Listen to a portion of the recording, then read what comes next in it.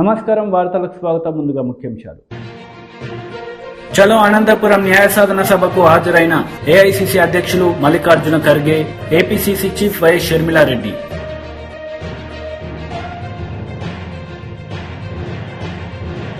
సింగరేణి ఉద్యోగులకు ₹1 కోటి ప్రమాద బీమా ప్రారంభించిన సీఎం రేవంత్ రెడ్డి.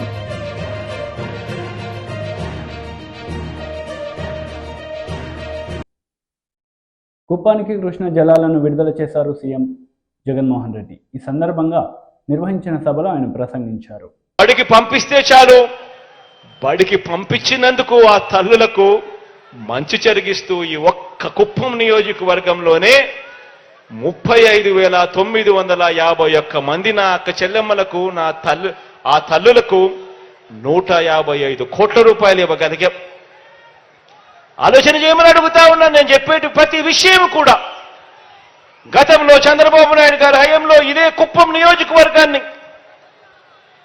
14 ఏళ్లు ముఖ్యమంత్రిగా చేసిన ఆ పెద్ద మనిషి కేవలం 57 నెలలు మాత్రమే మీ బిడ్డ ముఖ్యమంత్రిగా ఇదే కుప్పం నియోజకవర్గానికి, కుప్పం నియోజకవర్గ ప్రజలకు చేసిన మంచిని బేరీజు వేయమని చెప్పి కోరుతా ఉన్నా. అక్క చెల్లెమ్మలకు సంబంధించి మరో స్కీము, ఇంకొక స్కీమ్ చూద్దాం. కుప్పం నియోజకవర్గంలోనే 2014 నుంచి 19 మధ్య చంద్రబాబు పాలనలో అందించిన ఇళ్ల పట్టాలు ఇదే కుప్పం నియోజకవర్గంలో 2014 నుంచి 2019 మధ్య చంద్రబాబు నాయుడు గారి హయాంలో అందించిన ఇళ్ల పట్టాలు ఓ 0. అందించిన చంద్రబాబు నాయుడు గారి హయాంలో ఇళ్ల పట్టాలు ఓ 0. మరి అదే మీ బిడ్డ ప్రభుత్వంలో ఈ 57 నెలల కాలంలోనే ఈ ఒక్క కుప్పం నియోజకవర్గంలోనే ఇచ్చిన ఇళ్ల పట్టాలు ఇప్పటికే 15,721 పట్టాలు ఇచ్చాం. ఈ నెలలోనే మరో 15,000 ఇళ్ల పట్టాలు కూడా ఇవ్వబోతున్నాము అని కూడా చెప్పడానికి గర్వపడతా ఉన్నాను. అంటే మొత్తం మీద చంద్రబాబు నాయుడు గారి హయాంలో పేదలకు ఇచ్చిన ఇళ్ల పట్టాలు ఓ 0. మీ బిడ్డ జగనన్న ప్రభుత్వంలో నా అక్క చెల్లెమ్మలకు మంచి చేస్తూ ఈ నెలలోపే ఇవ్వబోతా ఉన్న ఇళ్ల పట్టాలను కూడా కలుపుకుంటే అక్షరాల 30,755 ఇళ్ల పట్టాలే వస్తున్నాము అని చెప్పి కూడా చెప్పడానికి గర్వపడతా ఉన్నా. సింగరేణి ఉద్యోగులకు ₹1 కోటి ప్రమాద బీమా పథకం ప్రారంభించారు సీఎం రేవంత్ రెడ్డి. ఈ సందర్భంగా ఆయన ప్రసంగించారు. రావు గారు, నేను అడుగుతున్నా, మిషన్ భగీరథకు 50,000 కోట్ల రూపాయలు అప్పు తెచ్చిండ్రు. ₹1 అయినా ఆదాయాన్ని సృష్టించి ఆ ఆదాయంతో నువ్వు అప్పు కట్టినవా? 1,00,000 కోట్లు కాళేశ్వరానికి అప్పు తీసుకొచ్చిన ₹1 అయినా కాళేశ్వరం కట్టి ఆదాయాన్ని పొందే ఆదాయం కట్టినవా? ఇవాళ ఈ ప్రాజెక్టులు కట్టి తద్వారా ఆదాయం వస్తుంది, ఈ ఆదాయం ద్వారా మీ అప్పు కడతా అని చెప్పి వాళ్లకు డీటెయిల్ ప్రాజెక్టు రిపోర్ట్లు బ్యాంకులకు ఇచ్చి ప్రభుత్వానికి వచ్చే నికరమైన ఆదాయాన్ని ఈ అప్పులకు కట్టే పరిస్థితి కల్పించిండు. అందుకోసం ఆర్థిక సంక్షోభం వచ్చింది ఈరోజు రాష్ట్రంలో. ఎఫ్ఆర్బిఎం పరిధి అనేది ఇప్పుడు వచ్చింది. ఎఫ్ఆర్బిఎం పరిధిని బైపాస్ చేయడానికి కార్పొరేషన్లు సృష్టించి అడ్డగోలుగా అప్పులు తెచ్చి నిండా ముంచుతుంటే ఇదిగా ఒక విధ్వంసకరమైన విధానానికి ముందుకెళ్తుందని కేంద్ర ప్రభుత్వం తీసుకొచ్చి ఏ కార్పొరేషన్ ద్వారా ఏ రకంగా రాష్ట్రం అప్పు చేసినా ఎఫ్ఆర్బిఎం పరిధిలోకి తీసుకొచ్చి ఆ కొలబద్ద పెట్టి కొలుస్తామని కట్టే తీసుకొని వాళ్ళు కూర్చున్నాక ఈ లెక్కలన్నీ బయటకు వచ్చినాయి. మేము వచ్చి బట్టి విక్రమార్క గారు శ్వేతపత్రం విడుదల చేసే వరకు రాష్ట్ర ఆర్థిక పరిస్థితి మిగులు రాష్ట్రం అని లేకపోతే ధనిక రాష్ట్రం అని మేము మొనగాళ్ళం మా మీసాలకు సంపంగా నూనె పెట్టుకుంటున్నామని చెప్పారు. శివరాఖరికి మనం ఉన్నది బయట పెట్టే వరకల్లా పైన పటారం లోపల లొటారం అనేది బయటపడ్డది. అగ్రికల్చర్ ఉత్పత్తి పెరగలేదు స్వామి. అగ్రికల్చర్ ఉత్పత్తిలో చెరుకు పోయింది, పత్తి పోయింది, మిర్చి పోయింది, సోయాబీన్ పోయింది, మొక్కజొన్న పోయింది, కందులు పోయినాయి, అన్నీ పోయి ఒరే వచ్చింది. ఒరే వచ్చినాక ఒరేస్తే ఊరేసుకోవాలని ఆయన చెప్పిండు. నెంబర్ 1. పెద్దలు తుమ్మల నాగేశ్వరరావు గారు ఇంకొక మాట చెప్పారు. ఇది ఈయన గొప్పతనం కాదు. తెలంగాణ వచ్చినప్పుడు 18 లక్షల పంపు సెట్లు ఉండే, తెలంగాణ వచ్చిన తర్వాత ఆ పంపు సెట్లు కాస్త 29 లక్షలకు పెరిగింది. 11 లక్షల పంపు సెట్లు పెరిగినాయి కాబట్టి ప్రతి పంపు సెట్ కింద 3 ఎకరాలు 4 ఎకరాలు వరి పండిస్తే 40 లక్షల ఎకరాల వరి పండడం వల్ల పెరిగింది తప్ప ఇందులో ఈ ప్రభుత్వానికి ఏమీ లేదు అని లెక్కలతో సహా వ్యవసాయ శాఖ మంత్రి గారు మొన్ననే అసెంబ్లీలో చెప్పిండు. అంటే వాన కూడా ఈయననే కురిపించిండు. అయింది గ్రౌండ్లకు వాటర్ ఆయన తెచ్చిపోయేలే, కాలం కలిసి వచ్చి వానలు పడి గ్రౌండ్ వాటర్ పెరిగింది. మరి ఈసారి సార్ను ఏమన్నా కూర్చోబెడదాం. మరి ఈసారి 6.5 మీటర్ల నుంచి 8 మీటర్లకు పడిపోయింది గ్రౌండ్ వాటర్. అటు సార్ను పట్టుకొచ్చి కూర్చోబెడదానండి. కాలువ బ్రిడ్జులు కట్టినా అన్నాడు, కాలువలు దోతి పంచాయతీ ఎక్కడిది?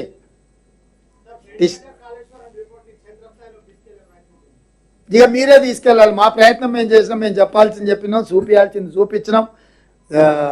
ఏమంటారు మొత్తం డిజిటల్గా మీకు అసెంబ్లీలనే మొత్తం అంతా పవర్ పాయింట్ ప్రజెంటేషన్ ఇచ్చినాం. కాళేశ్వరం మిమ్మల్ని ప్రత్యక్షంగా తీసుకెళ్ళి కుంగిపోయింది చూపించినాం, పగిలిపోయింది చూపించినాం. దయచేసి మీడియా మిత్రులు కూడా దీన్ని క్షేత్రస్థాయిలో ప్రజల దగ్గరికి తీసుకెళ్లాల్సిందిగా మేము కోరుకుంటున్నాం.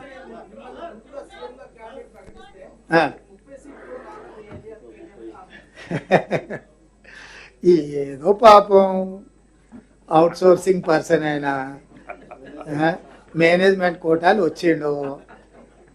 ఎవడైనా పార్టీ ప్రెసిడెంట్ ఉన్నాడు అని అంటే మోర్ ఆర్ లెస్ ఆ వ్యక్తి ద్వారా ఎన్నికలకు పోతాం ఎక్కడైనా, అంతేనా? వాళ్ళ నాయన పార్టీ ప్రెసిడెంట్, నేను ఒక పార్టీకి ప్రెసిడెంట్, కిషన్ రెడ్డి ఇంకొక పార్టీకి ప్రెసిడెంట్. పార్టీ ప్రెసిడెంట్ అంటే పార్టీకి పెద్దనే కదా.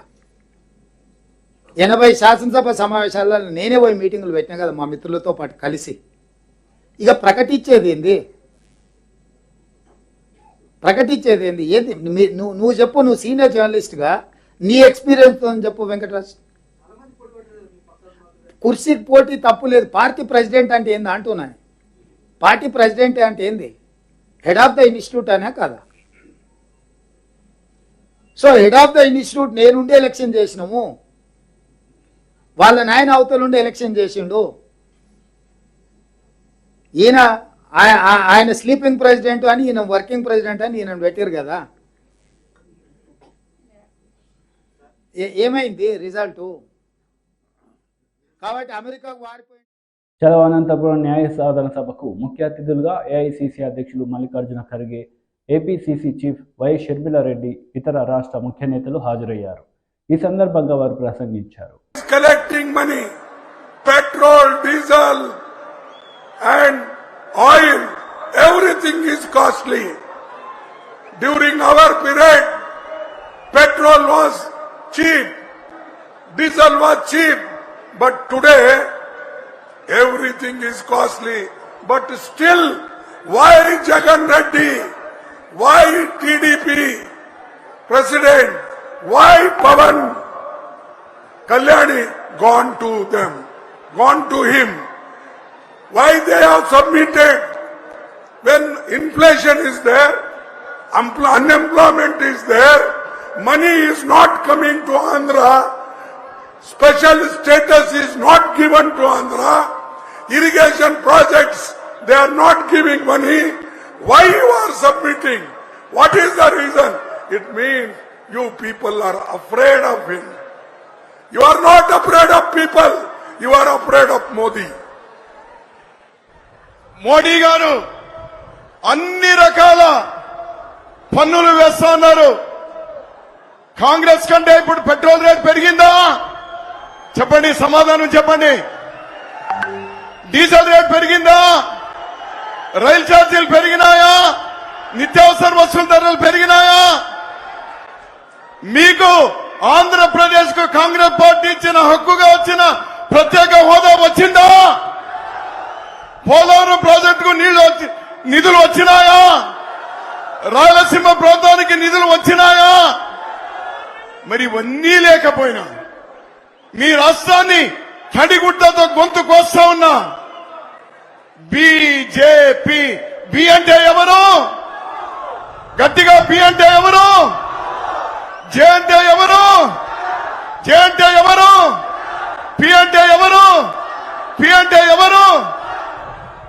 మరి వీళ్ళు ముగ్గురు ఎందుకు మోడీకు ఈ రోజు ఊడిగం చేస్తా ఉన్నారు? మీకింత అన్యాయం జరుగుతా ఉన్నా నేను ప్రశ్నిస్తా ఉన్నాను. Brothers, again Modi said in 2014, what he said? He said, a lot of black money put by Congress and other leaders of Congress in foreign country. I will bring back that money. I will distribute you 15 lakhs, 15 lakhs, 15 lakhs. Have you got 15 lakhs? Modi గారు అన్నారు 2014 ముందు కాంగ్రెస్ వాళ్ళు ఇతర దేశాల్లో వేల లక్షల కోట్ల రూపాయలు దాచుకున్నారు. స్విస్ బ్యాంక్ లో అక్కడ ఇక్కడ. నేను ప్రధాని చేయండి నన్ను, నేను ప్రధాని అయిన వెంటనే ఆ డబ్బంతా తెస్తాను, 100 రోజుల్లో ఆ డబ్బు తెస్తాను, ఒక్కొక్క కుటుంబానికి 15 లక్షల రూపాయలు మీ బ్యాంక్ అకౌంట్ లో వేస్తాను అన్నాడు. మీకెవరికైనా ఒక్క రూపాయినా మీ బ్యాంక్ అకౌంట్ లో ప్రతి సంవత్సరము ఒక నిధి ఏర్పాటు చేస్తానన్నాడు జగనన్న గారు. ఇస్తున్నాడా 4,000 కోట్ల నుంచి మీకు పంట నష్టపరిహారం? మరి జగనన్న రాజశేఖర రెడ్డి గారి ఆశయాలను నిలబెట్టిన వాడు అవుతాడా? జగనన్న సమాధానం చెప్పాలి. ఆ రోజు రాజశేఖర రెడ్డి గారు బిడ్డల పట్ల ఎంత ప్రేమ చూపించాడు. బిడ్డలు చదువుకోవాలని డబ్బు లేని కారణంగా ఏ బిడ్డ చదువు ఆగిపోకూడదని రాజశేఖర రెడ్డి గారు తప్పించలేదా? ఆ రోజు రాజశేఖర రెడ్డి గారు చెప్పిన మాట, రాజశేఖర రెడ్డి గారు చెప్పిన డైలాగు ఆయన చెప్పినట్టే చెప్పడానికి ప్రయత్నిస్తా. మీరు ఏది కావాలంటే అది చదువుకోండి. మీరు డాక్టర్ అవుతారా, మీరు ఇంజనీర్ అవుతారా, మీరు ఎంబీఏ చేస్తారా, మీరు ఎంసీఏ చేస్తారా, మీరు ఏది కావాలంటే అది చదువుకోండి, ప్రభుత్వమే ఉచితంగా చదివిస్తుంది అన్నాడు కదా రాజశేఖర రెడ్డి గారు. మరి ఏమైంది? ఉందా ఇప్పుడు ఫీజు రీయింబర్స్మెంట్? ఫీజు రీయింబర్స్మెంట్ ఎలాగో లేదు. కన్న తల్లిదండ్రులు కూలీ నాలీ చేసి కష్టపడి అప్పు సొప్పు చేసి బిడ్డలు చదివించుకుంటే పోనీ చదివిన బిడ్డలకు ఉద్యోగాలు వస్తున్నాయా? ఏమన్నా ఉద్యోగాలు వస్తున్నాయా? బిడ్డలకు ఉద్యోగాలు వస్తున్నాయా? మొన్నటికి మొన్న ఒక దగా డిఎస్సీ వేశారు. జగనన్న గారు ముఖ్యమంత్రి కాకముందు మేనిఫెస్టోలో చెప్పిన మాట, ప్రభుత్వ శాఖలో 2,30,000 ఉద్యోగాలు ఖాళీగా ఉన్నాయి, ఏపీసీ బిఎస్సీ ద్వారా అన్ని భర్తీ చేస్తామని అధికారంలోకి వచ్చారు. ప్రతి జనవరి 1నే జాబ్ క్యాలెండర్ విడుదల చేస్తానని చెప్పాడు జగనన్న గారు. అంతేకాదు 23,000 ఉద్యోగాలు టీచర్ ఉద్యోగాలు ఖాళీగా ఉన్నాయి, మెగా డిఎస్సీ వేస్తానని చెప్పిన జగనన్న గారు 5 సంవత్సరాలు కుంభకర్ణుల్లా నిద్రపోయారు. ఇప్పుడు ఎలక్షన్లు వచ్చాయని ఇప్పుడు నిద్రలేసి 6,000తో దగా డిఎస్సీ, ఒక దగా డిఎస్సీ వేస్తే అది ఆంధ్ర రాష్ట్ర ప్రజలను దగా చేసినట్టు కదా అని అడుగుతున్నాం. కాంగ్రెస్ పార్టీ నిలబడి పోరాటం చేస్తే మహిళనై ఉండి నన్ను హౌస్ అరెస్ట్ చేసి డిటైన్ చేయాలని చూశారు.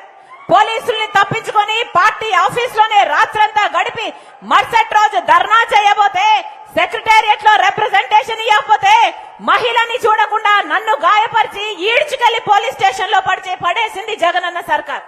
మరి ఇది ఆంధ్ర రాష్ట్ర ప్రజలకు ద్రోహం చేసినట్టు కాదా? ఆంధ్ర రాష్ట్ర బిడ్డలకు దగా చేసినట్టు కాదా? జగనన్న గారు సమాధానం చెప్పాలి.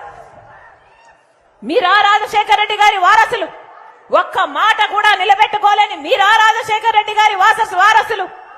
రాజశేఖర రెడ్డి గారు జలయజ్ఞంలో 54 ప్రాజెక్టులు ఆంధ్ర రాష్ట్రంలో తలపెట్టారు.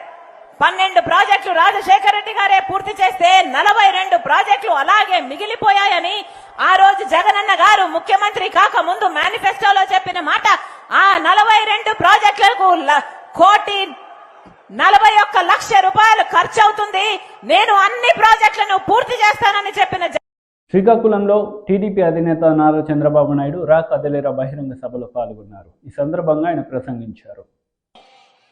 1,000 కోట్ల రూపాయల సాక్షికి ప్రకటనలు ఇస్తాడు అంటే ప్రభుత్వ ధనం అంటే లెక్కలేనితనం. ఈయన పేపర్ కోసమే ఈ ప్రభుత్వం ఉన్నట్టు.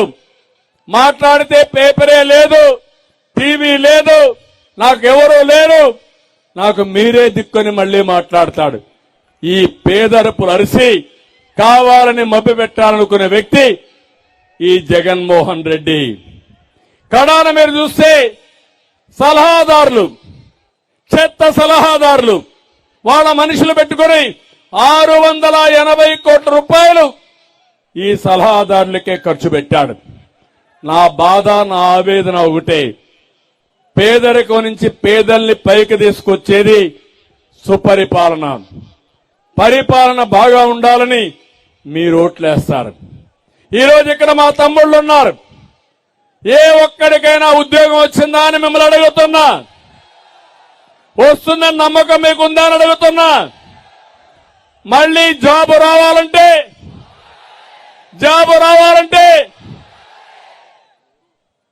ఈరోజు జాబ్ క్యాలెండర్ సంవత్సరం జనవరిలో ఇస్తా అన్నాడు.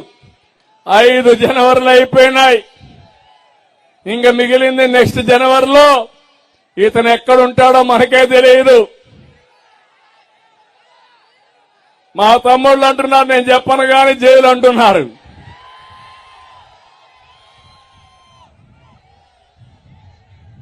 అయితే ఒకటే నేను చెప్తున్నా మా తమ్ముళ్ళకి, మీకు ఉద్యోగాలు రావాలంటే, మీ భవిష్యత్తు బాగుండాలంటే తెలుగుదేశం జనసేన రావాలి. సిద్ధమా మీరు అడుగుతున్నా. ప్రతి ఒక్క తమ్ముడికి ఒకటే హామీ ఇస్తున్నా, మీకు ఉద్యోగాలు ఇప్పించే బాధ్యత మాదే.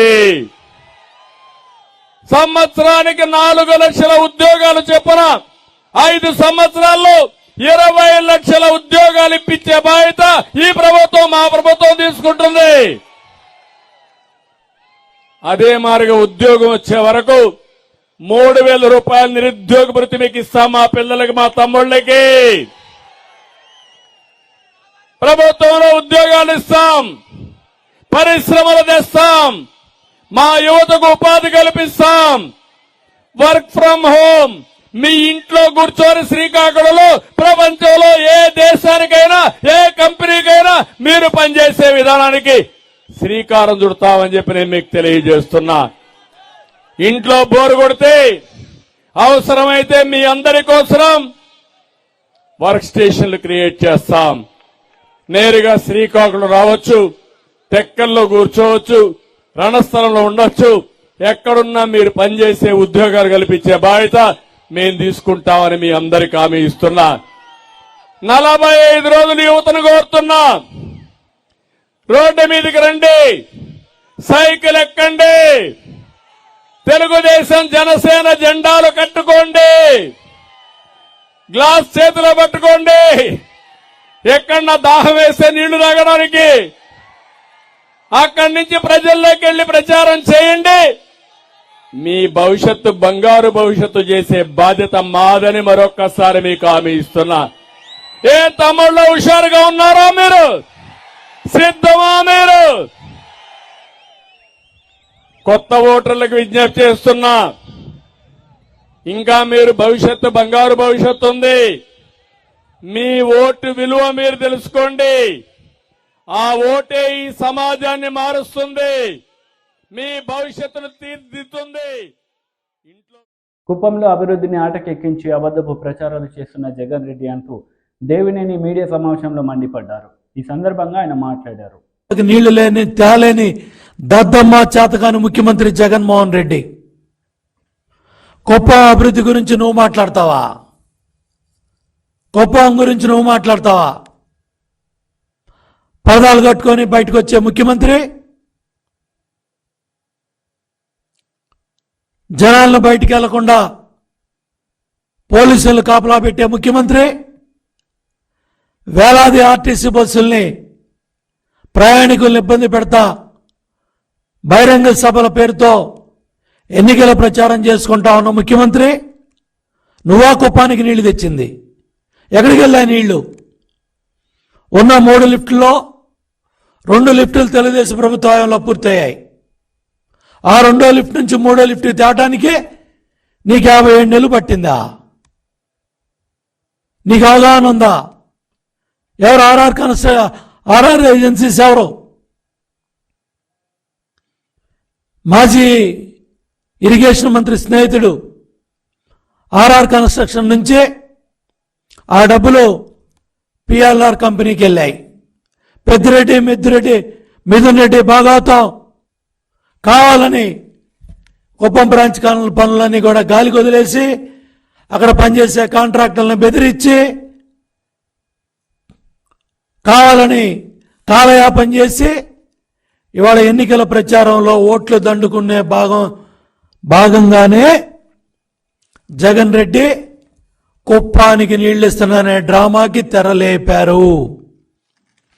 నేను అడుగుతా ఉన్నా, 5 సంవత్సరాల తెలుగుదేశం ప్రభుత్వ హయాంలో దగ్గర 68,293 కోట్లు ఖర్చు పెట్టాం. 62 ప్రాజెక్టులు చేపట్టాం. 23 ప్రాజెక్టులు పూర్తి చేశాం. 32 లక్షల ఆయకట్టు స్థిరీకరించాం. 7 లక్షల ఎకరాలకు నీళ్లిచ్చాం. 5 సంవత్సరాల తెలుగుదేశం ప్రభుత్వ హయాంలో ఒక స్వర్ణయుగంలాగా రైతాంగానికి సాగునీరు, ప్రతి చివర ఆయకట్టుకి నీళ్లిచ్చిన చరిత్ర తెలుగుదేశం ప్రభుత్వాన్ని, నారా చంద్రబాబు నాయుడు గారిది.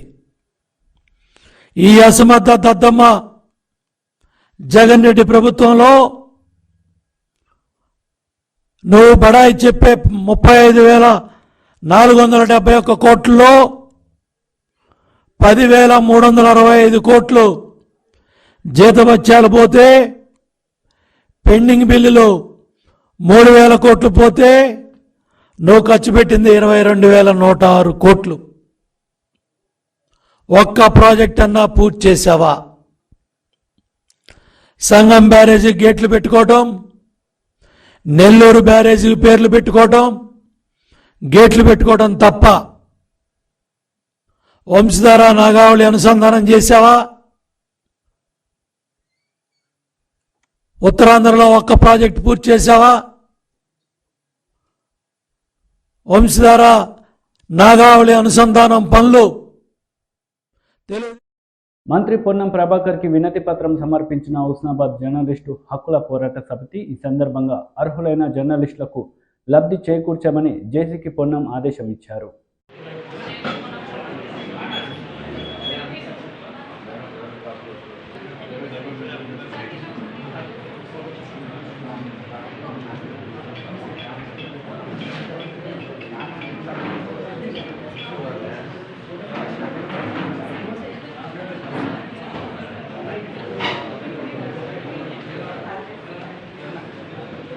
మంగళవారం నాడు సాయంత్రం 4 గంటలకు చేవెళ్లలో కాంగ్రెస్ పార్టీ ఇచ్చినటువంటి గ్యారంటీల్లో భాగంగా మహిళలకు 500 రూపాయల సిలిండర్ పథకాన్ని, 200 యూనిట్ల ఉచిత విద్యుత్తుకు సంబంధించిన కార్యక్రమాన్ని రేపు లాంఛనంగా మా నాయకురాలు ప్రియాంక గాంధీ గారు, గౌరవ ముఖ్యమంత్రి గారు, ఉప ముఖ్యమంత్రి గారు మంత్రులందరం కలిసి ప్రారంభిస్తా ఉన్నాం. మేము ఎన్నికల్లో చెప్పిన విధంగా వాగ్దానాలను నెరవేర్చుకుంటూ పోతా ఉన్నాం. ఈ కార్యక్రమం సంబంధించి అందరూ సహకరించాలని కోరుతా ఉన్నాం. రాజకీయంగా విమర్శలు, ప్రతి విమర్శలు తప్పకుండా ప్రజాస్వామ్య పద్ధతిలో చేసుకోవాలి. కానీ మేము ఇచ్చిన 100 రోజుల హామీ కూడా పూర్తి కాకముందే ప్రేరేపితమైన మాటలు, ప్రభుత్వాలు కూలగొడతామనేటువంటి మాటలు మాట్లాడుతూ ప్రజలను కన్ఫ్యూజ్ చేసేటువంటి ప్రయత్నం చేస్తా ఉన్నారు. ఇది మంచిది కాదు. ఈ సందర్భంగా ఒకటే కోరుతా ఉన్నాం, మేము ఎన్నికలకు ముందు చెప్పినటువంటి విధంగా ప్రభుత్వం వచ్చిన 48 గంటల్లో మహిళలకు ఆర్టీసీ బస్సు రవాణా సౌకర్యాన్ని ఉచితంగా ఇచ్చినాం. ఆరోగ్యశ్రీని 10 లక్షలకు పెంచినాం. ఇలా మహిళలకు 500 రూపాయల సిలిండర్. దీంతో మహిళల లోపల ఒక పెద్ద ఉత్సాహంగా ఇప్పటికే మహిళలు బస్ ప్రయాణం వల్ల వాళ్ళ యొక్క కార్యక్రమాలను విస్తృతపరుచుకుంటా ఉన్నారు. మహిళా ప్రయాణికుల సంఖ్య కూడా పెరిగింది. వాళ్ళందరూ కూడా దేవాలయాలకు వెళ్లాల్సిన లేదా దవాఖానలకు వెళ్లాల్సిన ఎక్కడికి పోయినా కూడా మహిళలు ఈరోజు స్వేచ్ఛగా బస్సులు వినియోగించుకుంటున్నారు. ఆర్థికంగా వాళ్లకు ఇబ్బంది నుంచి తప్పించుకుంటున్నారు. అదేవిధంగా గ్యాస్ కూడా 500 రూపాయలు సిలిండర్ అనేటువంటిది ఈరోజు వాళ్ళకి ఇవ్వడం అనేటువంటిది మేము చాలా సంతోషపడుతున్నాం. ఎన్నికల్లో చెప్పినాం, అధికారంలోకి వస్తే నేను ఎన్నికల రోజు కూడా గ్యాస్ సిలిండర్ పూర్తి చేసిపోతే దాన్ని ఆ రోజు కాంట్రవర్ట్ చేసినారు. ఇవాళ మళ్ళీ అదే గ్యాస్ సిలిండర్ను 500 రూపాయలకు ఇస్తా ఉన్నాం మా ప్రభుత్వం. ఈ రోజు ఇక్కడికి వస్తున్నటువంటి ప్రజా చైతన్య యాత్రలో వస్తున్నటువంటి బండి సంజయ్ గారిని అడుగుతా ఉన్నా, దీని రిఫండ్ 500 రూపాయలు మీరు ఇవ్వగలుగుతారా? 500, 400 సిలిండర్ 1200 వెజ్జురు దానికి ఏం జవాబు చెప్తామని అడుగుతా ఉన్నాం. ఇలా ఈ రోజు నియోజకవర్గానికి ఏం చేసిరో చెప్పండి. ప్రజాహిత యాత్ర పేరు ఇవాళ 5 ఏళ్ల తర్వాత తిరిగితే కాదు. మీరు 5 సంవత్సరాలు ఇక్కడ ప్రజలకు కనబడకుండా, నియోజకవర్గ ఇబ్బందుల్లో ప్రజలు ఉన్నప్పుడు కూడా మాట్లాడకుండా, ఇవాళ ఏదో ఎన్నికలు వస్తున్నాయి కదా అని చెప్పి నీలేదో నరేంద్ర మోడీ గారి పేరు మీద, రామాలయం పేరు మీద ఓట్లాడితే రాదు. నిజంగా నువ్వు ప్రజలకు ఇక్కడ ఏమైనా కష్టాల్లో, నష్టాల్లో, సుఖాల్లో అందుబాటులో ఉంటే అంబేద్కర్ గారి దగ్గర కావచ్చు, మల్లెపూ చెట్టు దగ్గర కావచ్చు, గాంధీ దగ్గర కావచ్చు, ఎక్కడైనా చర్చకు సిద్ధం. కానీ అవన్నీ ఏం లేకుండా ఊరికేనే వచ్చి ఏది పడుతుంది మతపరమైన అంశాలను ప్రేరేపితం చేసి రాముని పేరు మీద, అక్షంతల పేరు మీద ఓట్లాడుకునేటువంటి మాని నిజంగా తెలంగాణకు బీజేపీ ఏం చేసింది, బండి సంజయ్ పార్లమెంట్ సభ్యులుగా ఏం చేసిందో చెప్పి ఓట్లాడమని సందర్భంగా డిమాండ్ చేస్తాను. ఈ పథకాల ప్రారంభోత్సవం సందర్భంగా నా తెలంగాణలో ఉన్నటువంటి అక్కా చెల్లెల మహిళలందరికీ కూడా శుభాకాంక్షలు తెలియజేస్తాను.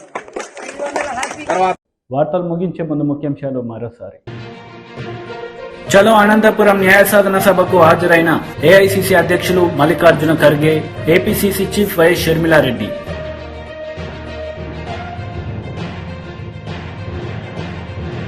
సింగరేణి ఉద్యోగులకు ₹1 కోటి ప్రమాద బీమా ప్రారంభించిన సీఎం రేవంత్ రెడ్డి.